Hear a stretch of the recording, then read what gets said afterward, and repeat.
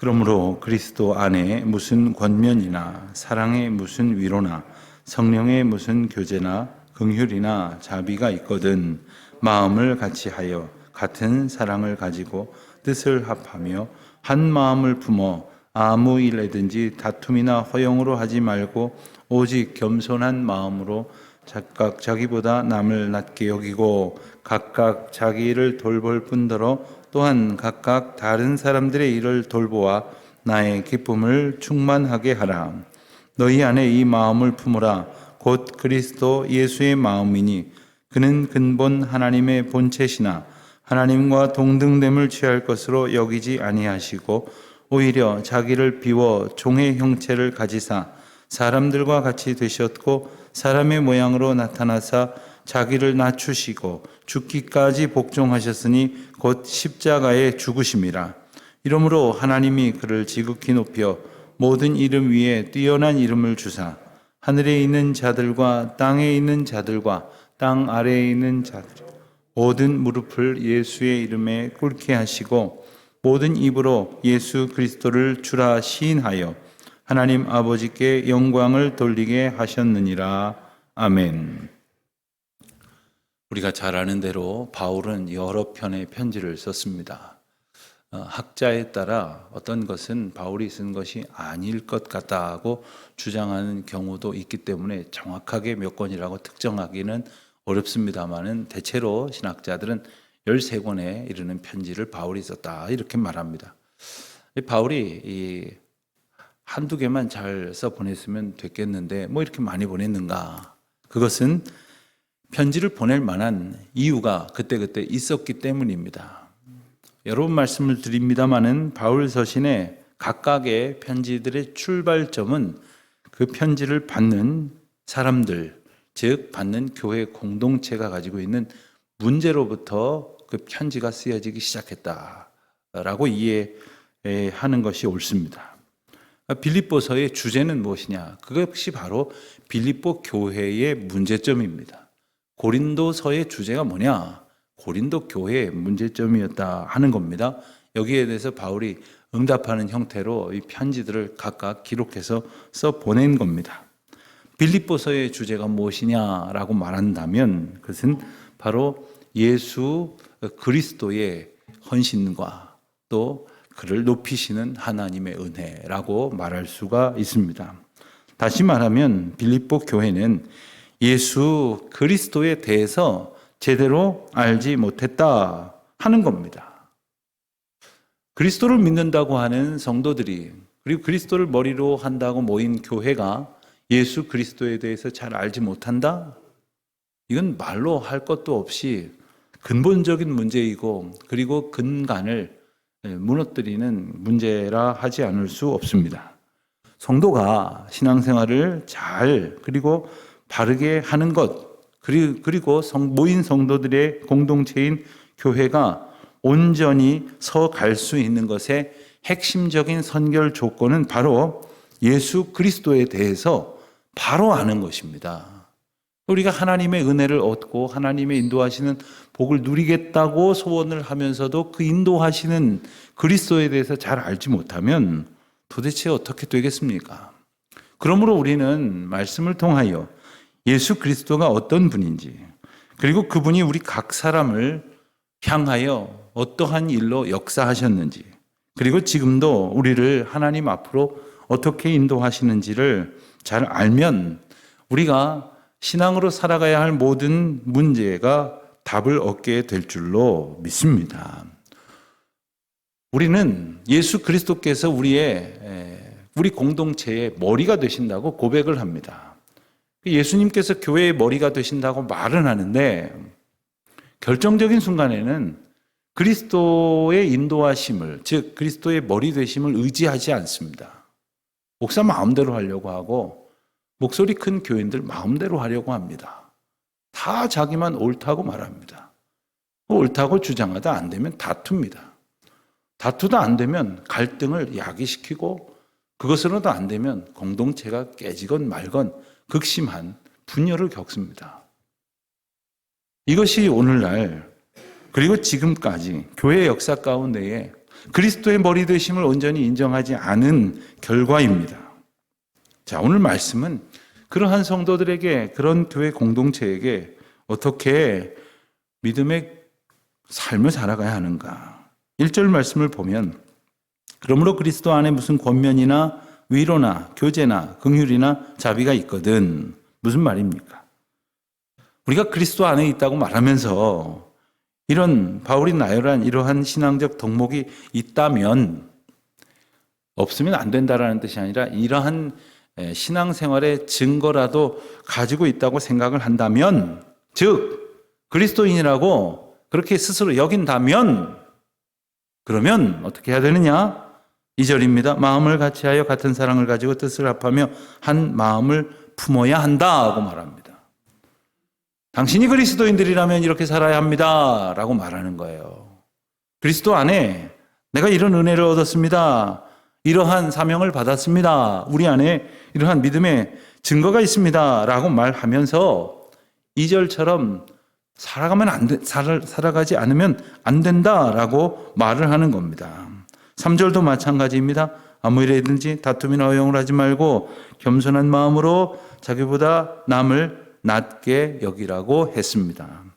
2절 3절의 말씀은 바꾸어 말하면 우리가 그리스도를 머리로 하는 신앙생활을 하는 것에 있어서 맞닥뜨릴 수 있는 장애물을 예시하는 겁니다.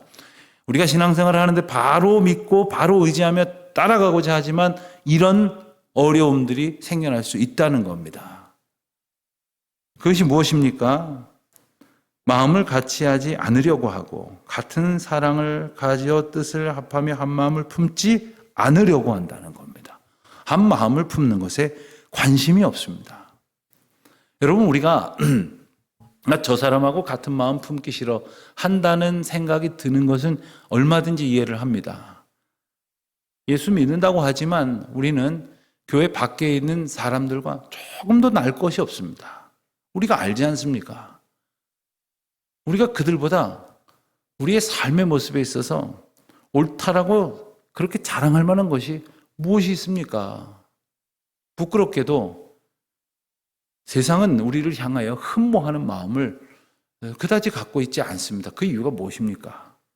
교회 안에 있는 사람들이 뭐가 더 근사하다고, 뭐가 더 낫다고 이러한 마음을 갖게 만든 그런 원인이 근본적으로 우리에게 있습니다. 그것을 하나님 앞에서 인정해야 합니다. 자, 그런데 하나님께서 그런 본성을 지닌 성도들에게 어떻게 마음을 같이 하고 같은 사랑을 가지고 뜻을 합하며 한 마음을 품으라고 말씀하시는가? 이거 안 되는 건데 어떻게 왜 이렇게 하라고 하시는가?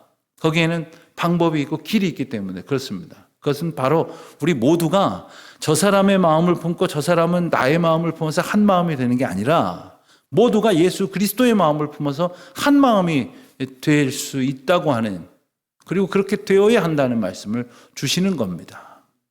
여러분, 교회 안에 100사람이면 100사람이 다 어떻게 내 마음에 듭니까? 그러나 이 말씀을 실천함으로써 한 마음이 되는 감격을 얻는 것은 다 예수님의 마음을 품으면 되는 겁니다. 다 예수님 앞에 나아가면 되는 겁니다. 다 예수 앞에 모이면 되는 겁니다. 또 한 가지 장애물이 있습니다. 3절에 나오는 말씀이죠.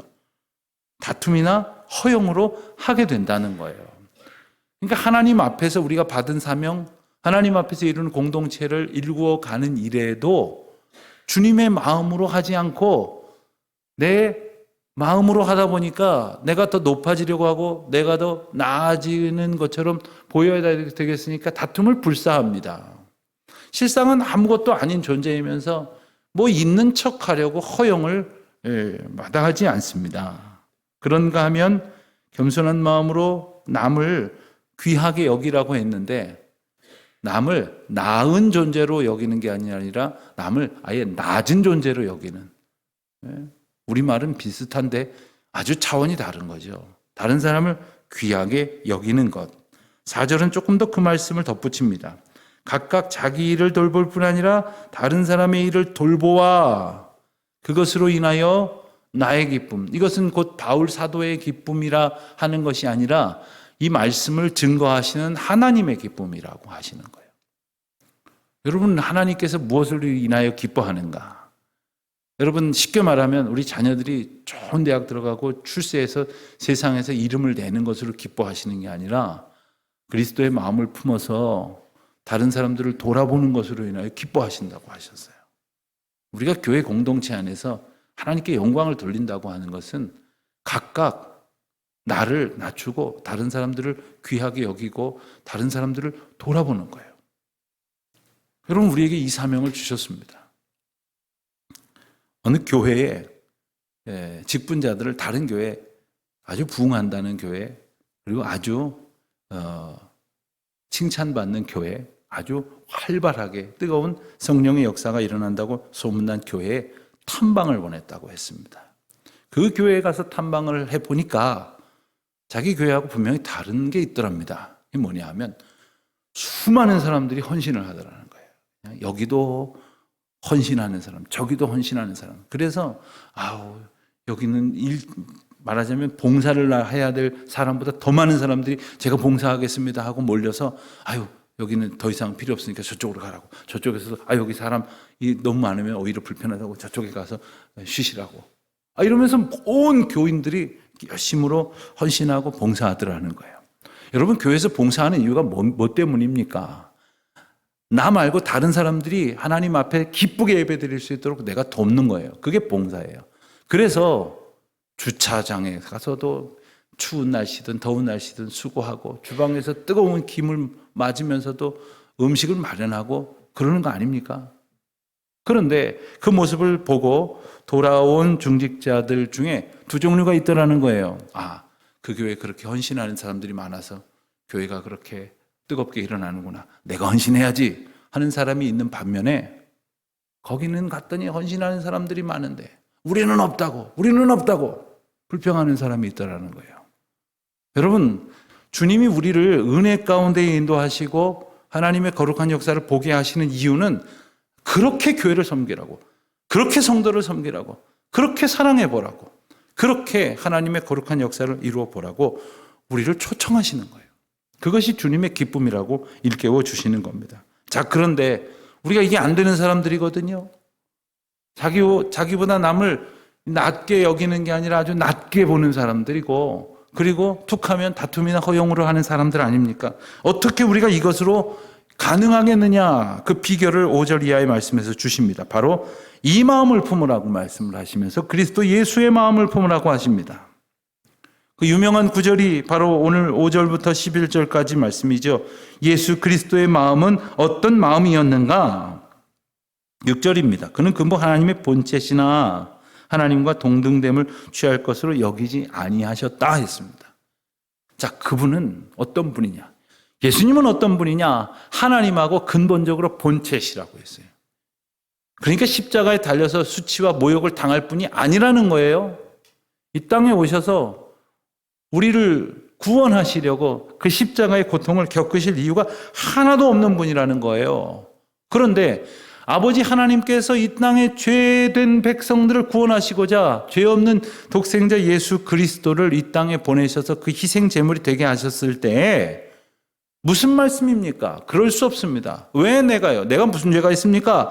라고 자기를 주장한 것이 아니라 하나님의 뜻을 따라서 기꺼이 순종하고 기꺼이 하나님께서 인도하시는 그 구원의 길로 걸으셨다는 거예요. 할 수 없어서 한 것이 아니에요. 어쩔 수가 없어서. 그 말 안 들으면 그 아버지 하나님 앞에서 아주 그냥 죽임을 당할까 봐 어쩔 수 없이 한 것이 아니라 하지 않을 수 있는, 얼마든지 하지 않을 수 있는 하나님과 본체시지 않습니까? 하나님 자신이지 않습니까? 여러분, 이것을 신학적으로 이해하는 것은 간단하지 않습니다. 성부, 성자, 성령이 삼위인데 한 분이다. 사실 이 말을 우리의 어떤 인식 수준에서 설명하기는 참 어렵습니다.